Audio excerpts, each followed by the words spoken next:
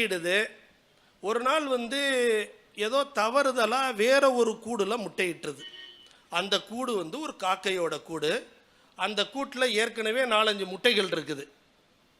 எல்லா முட்டைகளும் சேர்ந்து பொரிக்கும் போது 4-5 காக்கை குஞ்சுகளும் ஒரு குயில் குஞ்சும் சேர்ந்து பொரிச்சிருது. எல்லா குஞ்சுகளும் எந்த ஒரு வேறுபாடும் இல்லாமல் ஒற்றுமையாக உணவு எடுத்துக்கிறதுலேருந்து பறக்கிறது விளையாடுறது எல்லாம் பண்ணிட்டு சந்தோஷமாக வாழ்ந்து மறைந்ததாக ஒரு கதை.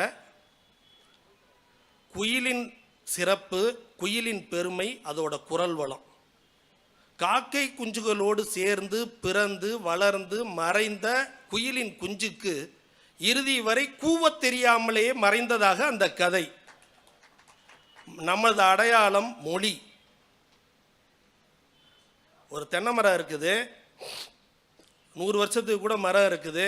மாதம் ஒரு மட்டை வரும்.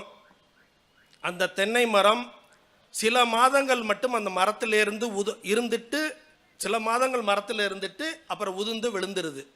அது விழும்போது எல்லா தென்னை மரத்துலையும் பாருங்கள், அந்த ஒரு தென்னை மட்டை இருந்ததுக்கு ஒரு வடு, ஒரு அடையாளம் இருக்கும்.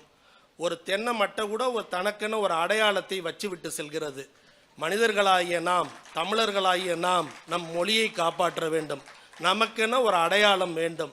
அடையாளம் இல்லாமல் எந்த சூழ்நிலையிலும் போய்விடக்கூடாது. எங்களுடைய ஒரே ஒரு எதிர்பார்ப்பு, உங்களிடம் எதையுமே எதிர்பார்க்கவில்லை. குடும்பத்தோடு விழா காண வாருங்கள். தமிழ் அறிஞர்கள் பேசக்கூடிய பேச்சுகளை கேளுங்கள்.